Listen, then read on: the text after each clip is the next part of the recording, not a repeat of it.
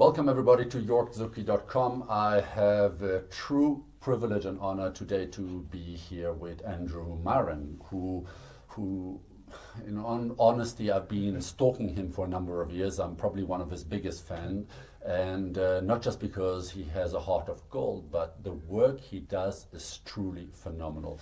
Maybe you can just briefly explain what you do, and then I want to talk with you about the realities of funding in this modern COVID world. Great, thanks York, and thanks for all those kind words. That's very, very nice. So Profit Share Partners is a business that provides capital to SMEs, small businesses that has a bankable contract or has something that they can execute on, but they just don't have capital. And so we come in, we provide 100% of the capital. We can provide actual deal support as well, help them execute, and we take a share of the profit. Now, what makes you different to, I think, normal banks is that you're not so worried about the SME not having a huge history or a track record. Correct. So we don't need the usual things like financials, track record, security. Ours is to understand what is the underlying transaction. Can you actually execute it, or can we help you execute it to make sure it's done? Yeah. And then do you have a client that, if it's done, can honor their payment to you? Right. And that's basically 99% of what we focus on. And that is such an important point, because I think we're living in a world where, yes, a lot of entrepreneurs need funding, or they think they need funding. Yeah. They go out, but there's very little funding available, especially in the sort of unproven phase of a business. Early days, startups, small businesses. Correct. And I think this is one of the things that I absolutely love about Andrew and what he and his team have created with Profit Share Partners is that they have a realistic approach towards the challenge with financing, which is probably a better way to address the rush for funding. You're basically saying, don't show me your balance sheet, your track record. You're saying, show me who your clients are, and I will come and help you finance the wood that you need, the metal that you need. Correct. Exactly. So ours is show us the actual deal. Yeah. So it's like you and I sitting here, and York, you're telling me, listen, I've got this great contract, or I've got this idea to sell widgets to this big corporate, and if you got the chutzpah enough to go and land that deal and convince that big corporate to give you the deal, that's the first tick, because now I know if you deliver, we'll get paid. Yeah. You know, if you're going to sell it to somebody that a small company out there, we're just not sure whether the company's going to pay us or not. That's obviously a big risk.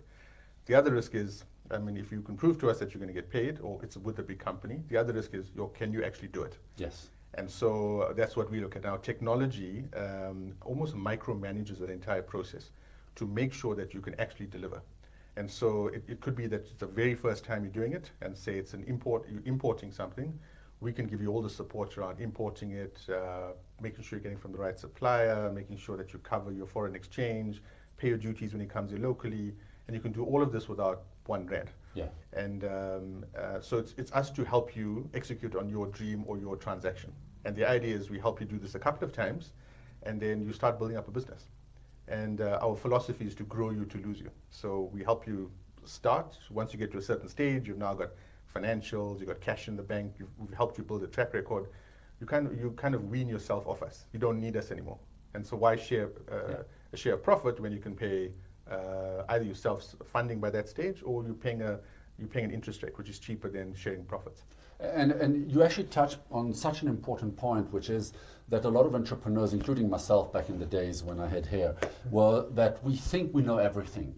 And so we start this new business and we think we can go out there and sell, and everything will be okay, not realizing the headaches of delivering on what you sell, whether it's products and services and so forth. So what I love is that you actually come in with a lot of expertise and experience and the networks to be actually de-risk a lot of the issues that maybe a client would have with a startup or a small business. Absolutely. And we're learning every day as well. And so what we have is, we tell clients in a lot of these instances where clients are just so happy that they've got a transaction done, maybe you shouldn't be dealing with that corporate. It could be a corporate that we know that may be going into business rescue, or that that you may not be getting paid in 30 days or 60 days. They may drag you out for months on end. That company could be going into liquidation. They don't have a great track record of paying, but a lot of clients or SMEs, you're just so happy you landed that first deal. You think the world is rosy and you trust everyone. Yeah. And so, sometimes when we tell people it's a great deal, we'll do it for you, but we're just not happy with the client that you have. Absolutely. And tell me something, and in a way, COVID has shaken up the entrepreneurial part. There's fewer jobs to go around. Funding is becoming scarcer, the classic funding where you go to somebody and say, I need 10 million or 1 million. It doesn't matter what the amount is. Right. So in a way, you're coming in a just-in-time economy. You're saying, no, we're not funding you for 5 years. Yeah. We are funding you based on your ability to close deals, to find clients. Correct. Tell me a bit more about what COVID has, what you see COVID shaping the entrepreneurial space. So I think COVID's taught from the corporate side, we just don't need all this real estate. We don't need to be sitting in front of each other every single day. I think it's still important that we get together at least maybe once a week, or every now and again to get that cohesion of a team working together. But it's also taught us that in the past, if I wanted to, I had this great concept. I've created this great widgets. Yeah. Now I need to go and rent space in a high street shop. I want to get into a mall, so I need to get all the deposit and put all these fixtures and fittings, convince the landlord to give me the space. So before you even sold one thing, you are short. You go in deficit. Correct. So you got all of these kind of things. Traditional thinking was, okay, I must go see the store. I must go see where this person's operating from. So you have all of these overheads that you've got to meet first. So now suddenly you need a couple of million rand to start the store. Whereas right now you can go on to, and what COVID's taught everyone, because, and I think there's a more acceptance towards online shopping, doing business online. And so suddenly instead of these millions that I need to set up the store, I can pay for a couple of thousand rand, I can have, or even free in some cases, I can have a whole e-commerce site set up. I can have the same widgets that I wanted to put into a storefront. I can now access anyone. Obviously it's a marketing cost, but then I can go to retailers, online retailers like people like say Takealot and these kind of guys that, which I only found out probably a couple of years ago, that Takealot doesn't own all of the goods. It'll come to people like you and me and say, hey, you got some great stuff to sell. Yeah.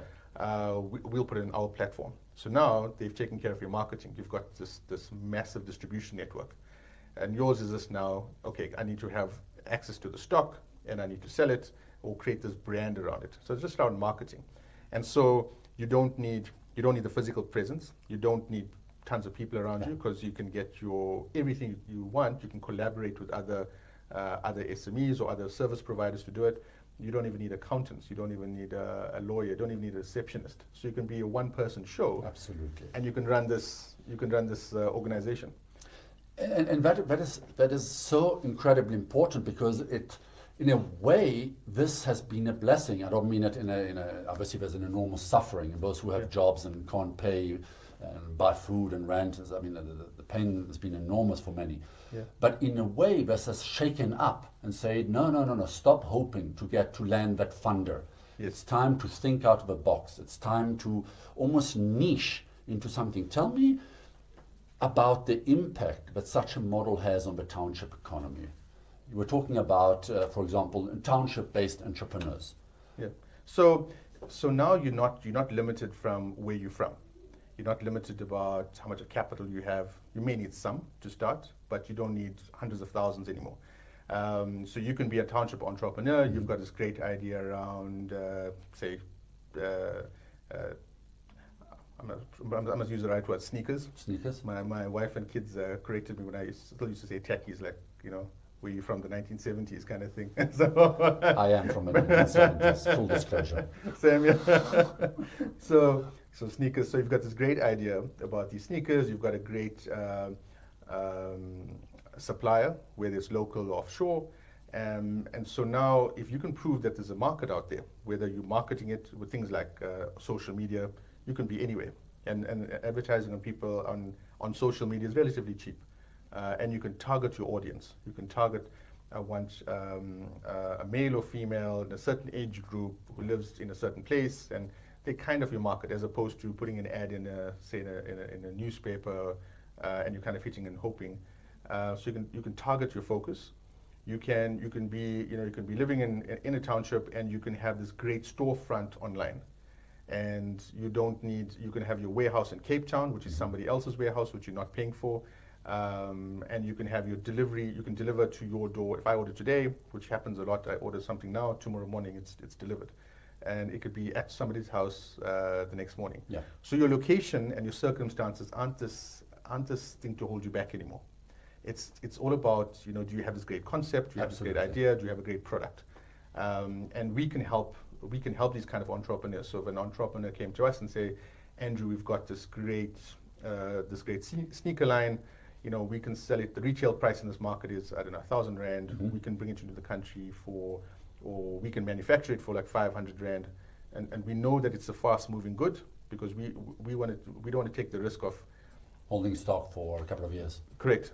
And so we need to get our capital back. We want to make sure that we can get decent returns on our funds as well. And so you can come to somebody like us and say, okay, I can prove the market is big enough. Why don't you help me start up? We'll hold the stock, and as you sell, obviously comes out of our warehouse to your client. With e-commerce, I mean, we get payment immediately. So we can do things like that. We've actually done things like that, especially with this PPE crisis recently. We helped our clients bring in a lot of stock, which we held, and then as they sold, we kind of released it. So that gives you actually a measure of control, so that entrepreneur does, so sort of a real partnership between the client, the entrepreneur, and the money. Correct. So if something goes wrong, it's going to be, okay, I can't sell it. I thought I can sell these 100,000 pair of shoes. We've now got 50,000 lying in our warehouse. Well, okay, let's just go auction it off or sell it or do something. At least we can recover some of our capital. Yeah, that is so powerful. And in a way, it's an actually incredible blessing for small businesses that have always struggled to go to the bank, to borrow the funding necessary or the financing necessary to buy a little bit more stock to fulfill an order. Correct. Tell me a little bit about how companies, the clients that you look at in terms of credibility and trust in being able to pay for those. How do they see your role in this? Does that make them sleep better, knowing that there is both money and that there is actually somebody who controls the delivery and the performance of that contract? So not all the corporates that we deal with has caught on to the fact of what we do. There's a lot of companies that just don't even know that we in the space or that we've helped their clients. The clients or the large corporates that know about us or actively use us, I think that they've seen great benefits. So now what happens with a large corporate, they're not taking operational risk and they're not taking financial risk. Good. I'll give you an example. It'll be, there's a mining company that we deal with, and we always have these conversations, or we see in the media around the community in that area is not getting enough work from this mining company, and there's no benefit to the community. And so the questions when I chat to the guys at the mine, it'll be, we've given the guys, menial stuff, cut the grass, put up the fence kind of thing, but nothing in the critical supply chain path. And the reason for that would be, the guys would tell me, but Andrew, hold on a second, if I need to order this 5 million Rand yellow metal equipment, I need it here in 20 working days.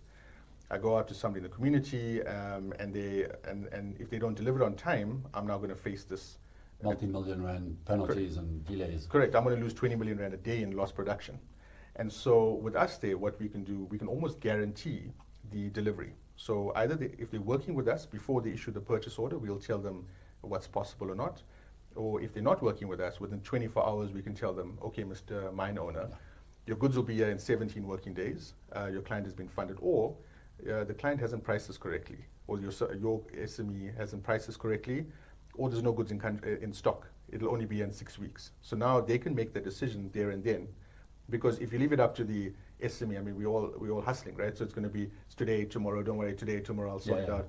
And then by day 17, you then find out it's too late, right? And so the mine takes this big knock. With us there, we can then guarantee the guys, okay, within 24 hours, it's going to be late or early. You can then make up your decision, your mind then.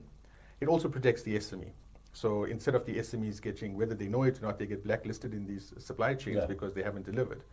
So instead of them getting blacklisted, it'll be, okay, you can't help on this one, maybe the next one. As opposed to, if you don't deliver once, the guys are never going to use you again.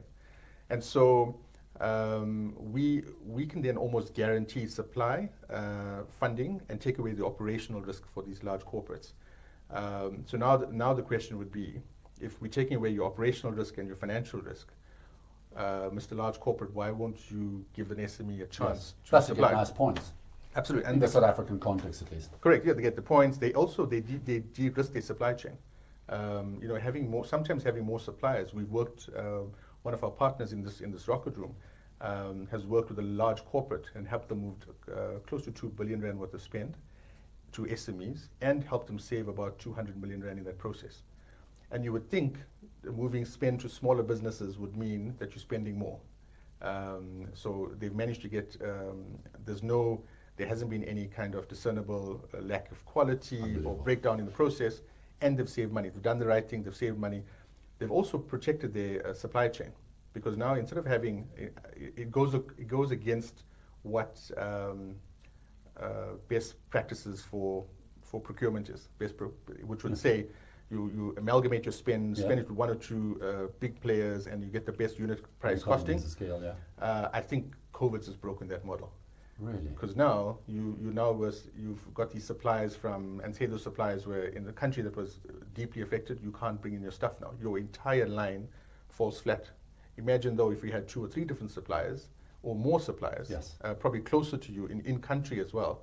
That client can't supply me, but all of these guys at a similar pricing. Amazing. So we've also teaching SMEs or large corporates that dealing with SMEs it's not a bad thing. You can actually enhance your own and mitigate your own risks in your supply chain. So it's all these little things which I think, as you said, it's a horrible, what's happened now with COVID has been horrible for many people. But I think there's a lot of great stuff. Unbelievable. Especially for economies like us, where just, we're so reliant on other inputs. Now we can take control of a lot of things ourselves, and pull ourselves out of this hole that we're in. And you raise such an interesting point for investors, specifically to larger corporates, is that not just do you mitigate or spread your risk or your supplier risk amongst more potential suppliers when your one big supplier can't commit or can't deliver on something, you also introduce avenues of innovation. Because we've seen it in our work that we do around the world with SME ecosystems, that small businesses, the classical entrepreneurs, are the ones who come up with innovative ways of delivering something, of saving money, of solving a problem. Absolutely. And I'm not sure if you heard about our Get SA working campaign. No. And so we put 100 million rand towards this campaign because we know a lot of people are getting retrenched from large corporates. And who knows better the issues that corporates have than the people who work for them. So we're trying to get people off, on their feet and saying, okay, yes, you've been retrenched. I mean, it's sad, it's a horrible thing, but we've got to move on. And how can you move on? Well, you know that this corporate has this problem. Yes. If you have an area of specialization. Correct. You can go back to them and say, okay, I'm not an employee anymore, but I know that you have the following issues. If I can help you solve that, can you give me a contract to do X, Y, Z? This is fantastic. Right. This is absolutely fantastic. And then what we'll do, we'll give you the capital to execute on that. Because now you're dealing with this large corporate. You don't have to use your retrenchment check. You can use that for other things, paying down your debt. And we can help you execute on that. And you can build a business out of it. And trust me, there's going to be so many opportunities now because there's large scale retrenchments. But there's still, the work still has to be done. Yes. Right. And as we're saying, who knows better than the guys who are there about what the internal problems are? And I think we always look at these large corporates and think they're super efficient machines. And I think the guys who are getting retrenched or the people who work there realize, hey, we've got a lot of issues. We make it look great on the outside, but there's so many things that could be done internally. So we're just trying to spur this on. And I love it. And the idea behind that was whoever creates the most number of jobs over this period, I think it finishes in May 2021, whoever creates the most number of jobs, we'll give them a 1 million rand prize. But even that, I mean, think about if you are facing retrenchment or have been retrenched, what an intelligent conversation that is with your ex-employer to say, listen, I understand times are tough. I know you have to let me go, but give me the opportunity to provide services, and you can buy the services as and when you need them. Plus, what COVID has shown us, that Yeah. we can work from home. And home doesn't have to be in prime real estate. Home now can be Hartbeespoort, an hour away. It can be in a location. Correct. That is so powerful. Absolutely. And I think what's nice about this is, with a lot of corporates, I think you can have this better conversation. You know they have an issue to solve.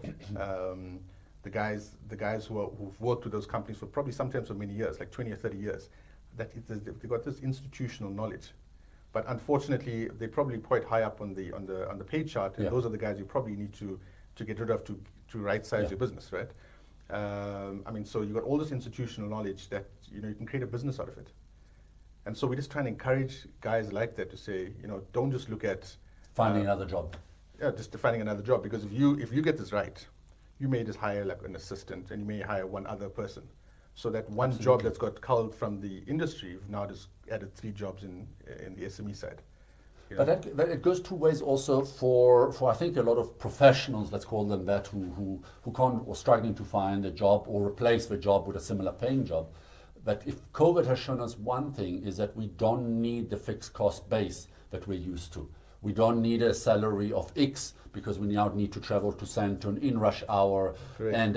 And so you've probably seen many, and I as well, of people who suddenly are adapting themselves. They're saying, I don't need that fancy apartment anymore. I can now work from home in Henley on Klip, or whatever the places are called on the periphery. Right. Where now you can rent a beautiful home for 7,000 rand with separate office to work in. And that's the problem. Yeah. That's happening globally. I mean, look Yeah. at Manhattan. The large corporates are trying to convince the workers to come back into the city, because the guys are thinking, well, why do I pay a couple of $1,000s a month to live in a little hole in the wall in Manhattan, whereas I can live 45 minutes Yeah. or an hour outside of the city, live in this big, a beautiful place, have a better quality of life. My value is in what the problems that I can solve, and I think that's the biggest thing. And we set up this business because.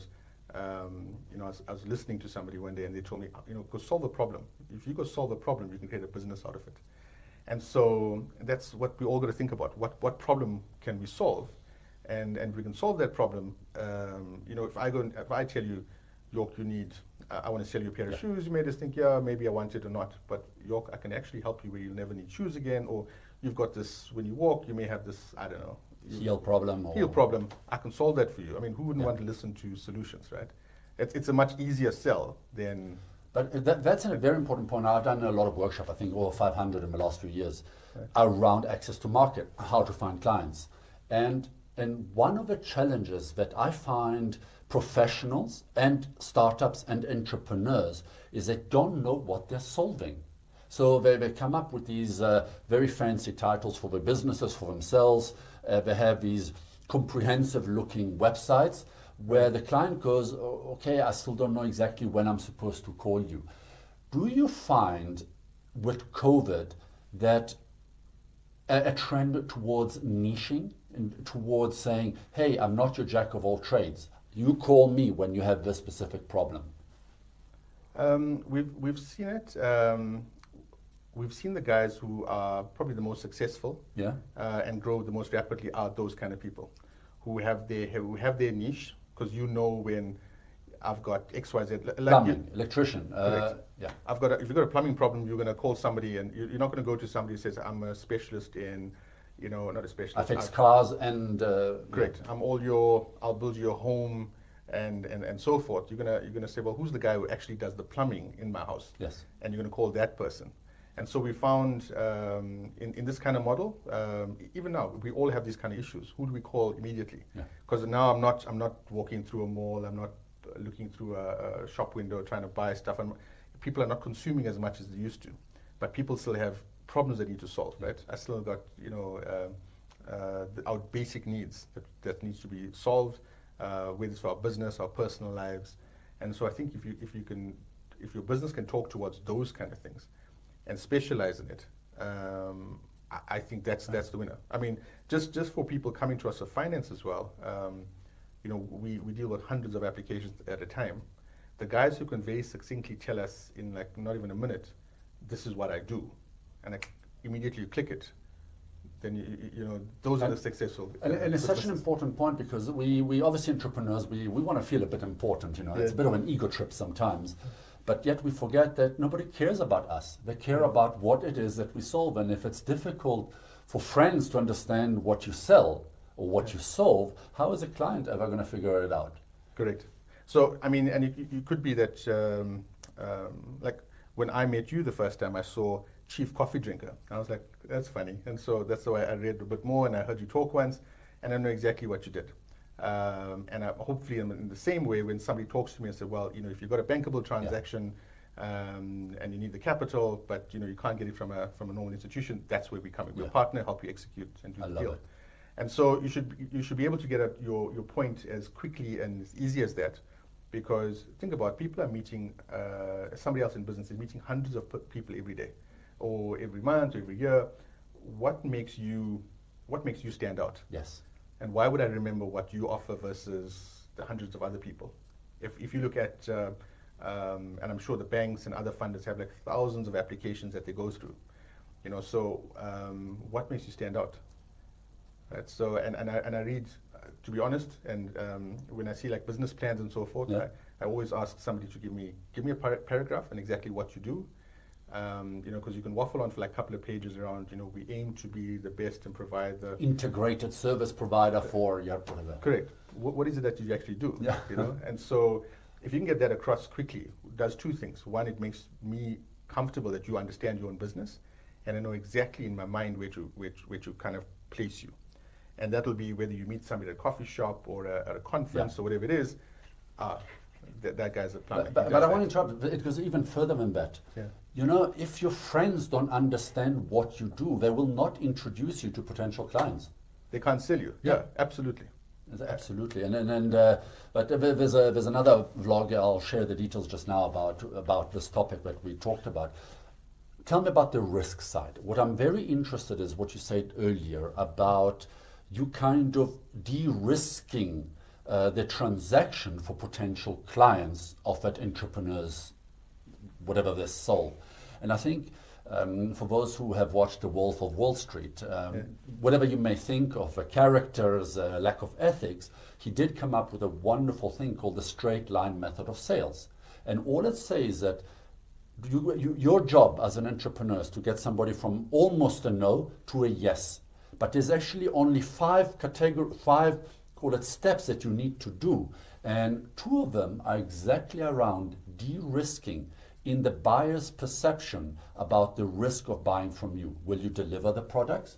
And will you be around a while longer if something goes wrong? Correct. And in a way, with your expertise, with your finance, your control of the warehouse, you're actually coming on board.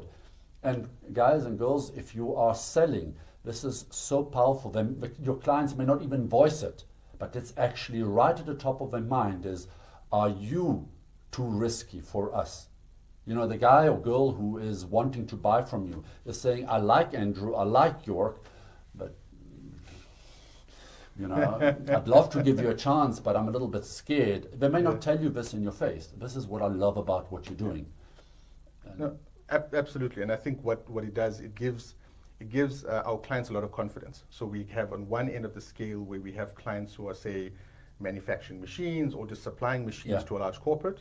A lot of our clients, and why a lot of our clients grow from zero to hero within 12 months. And we have a number of instances where we've helped our clients grow their turnover by 1,000% within 12 months. It's because when they deliver on that first machine to the corporate, the guy's delivered on time, all the specs are right, you get a bit more confidence. So the next time you deliver again, they get a bit more confidence, you're taking on a bigger order and you deliver. Yeah. And so it's human nature, right? Absolutely. If we're buying a large company and I'm buying from 5 people, and every time I buy, the other guys, there's always some kind of story, or they don't deliver on time, or the quality is not up to spec, but York every time is delivering on time. Powerful. Every time. Human nature, I'm automatically, I've got this other thing to do, I've got to order more, let me just give it to York. And so a lot of our clients, because there's no financial pressure on them anymore, because they've got unlimited capital from us, we almost have this overarching quality control to make sure that they're delivering on time as well. That's how our clients just rapidly grow, because it's about confidence, right? And so the other side of it is we allow our clients to get more confident by saying, previously, I can't take on this 5 million rand job. I've always done 300,000 Rand jobs because if I don't deliver on that 5 million Rand job, I'm going to lose even this 300,000 that I have.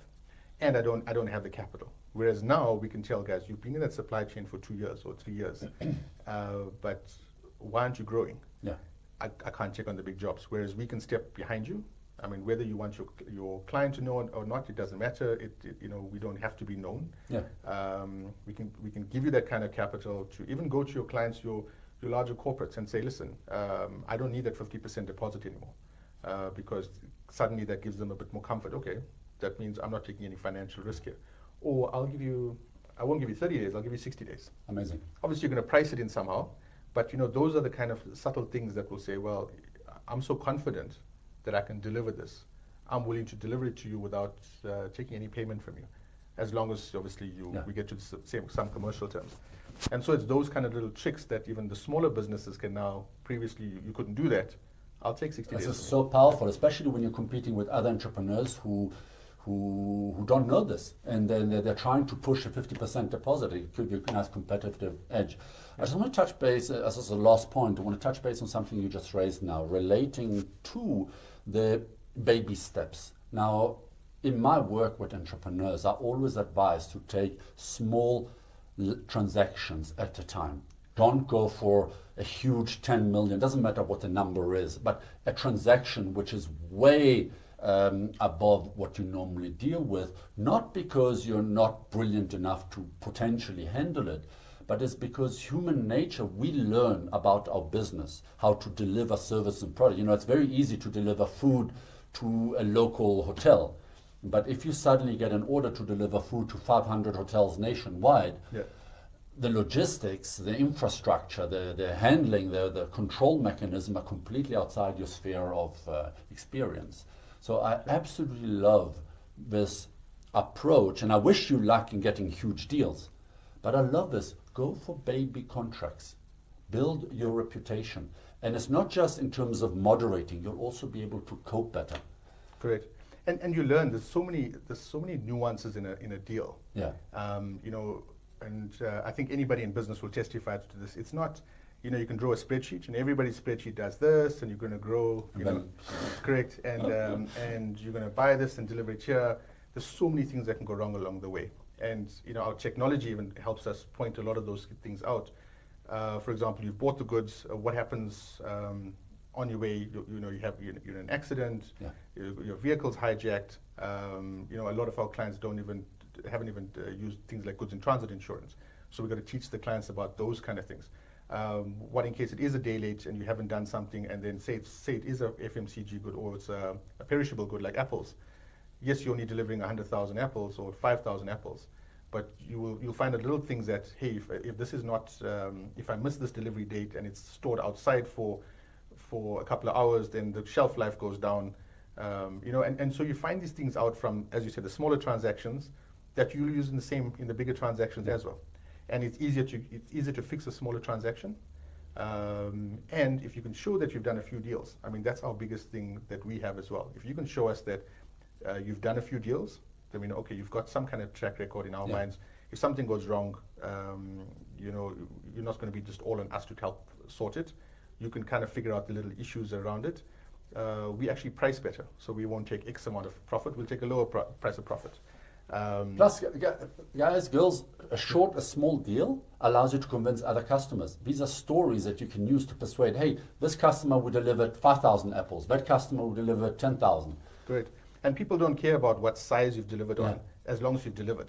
But if you come to us with the first deal and I want to do this 10 million Rand transaction, and okay, what have you done before? Haven't done anything. It's not as if somebody told me that I've delivered apples before and they've only done 100,000 Rand worth of apples, but now I've got a 10 million Rand contract. We're more likely to go and partner with that client because it doesn't matter about the scale. It's just they've been in the game. They've shown that they've been able to deliver.